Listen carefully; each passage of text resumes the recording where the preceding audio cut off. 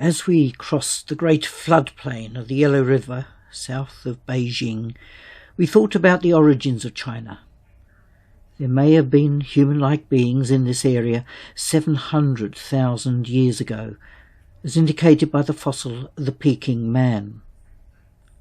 Homo sapiens arrived about 100,000 years ago and hunted and gathered here and in other parts of China.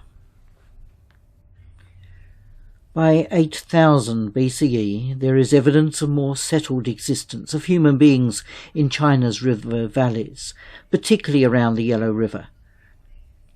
One of the early places of settlement was the area now known as Jinan, about 400 kilometers south of Beijing.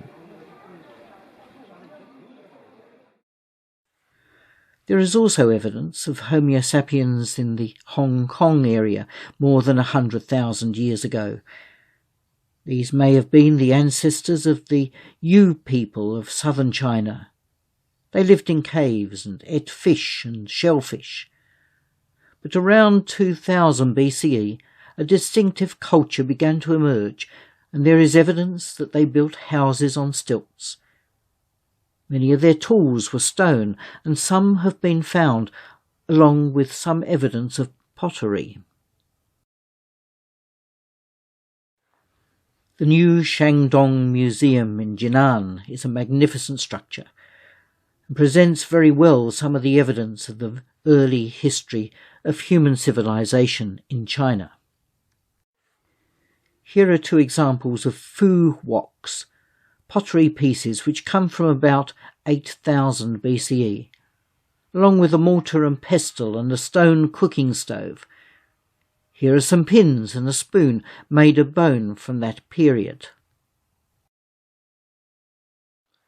From about 1,000 years later, around 7000 BCE, we find this jug made in the shape of a pig's head.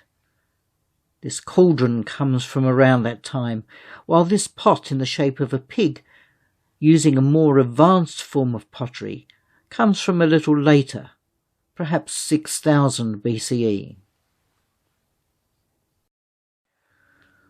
1,000 years later again, and the pottery is more refined and used for a variety of useful objects. This ivory comb comes from this era, between 5000 and 6000 BCE. By 5000 BCE, some of the pottery is painted, and a variety of designs are being used.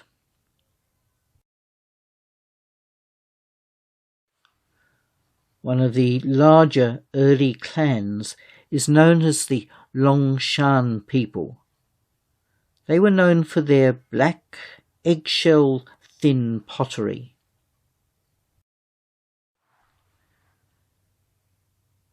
Huangdi, or the Yellow Emperor, is said to have lived around 2600 BCE. We came across this image of him at the Fengdu Shu temple complex on the high banks of the Yangtze River. According to tradition, he invented the bow and arrow and secured the plain of the Yellow River for the Huaxia tribe, from which came the Han Chinese civilization.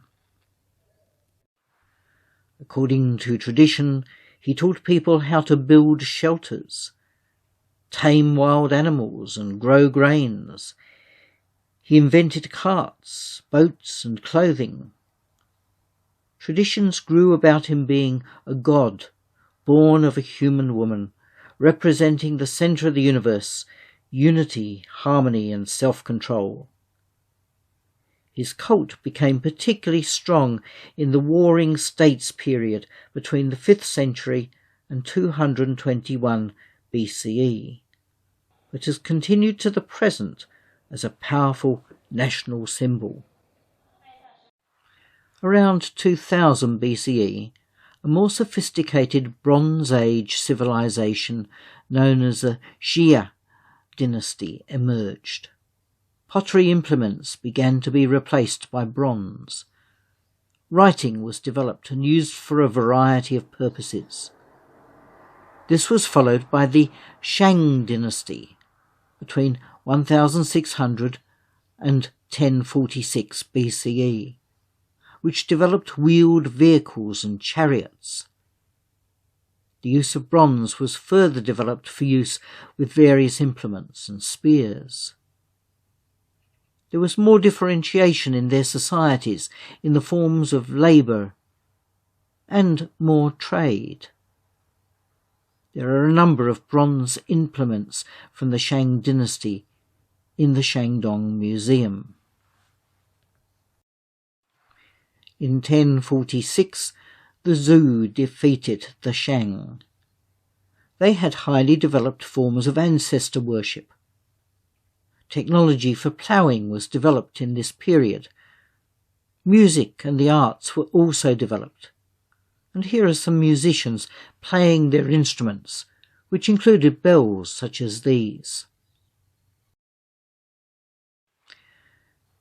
However, as the Zhou dynasty weakened, there was gradually increasing rivalry between the various dukedoms, leading to the period known as the Warring States period, which lasted from 475 to 221 BCE.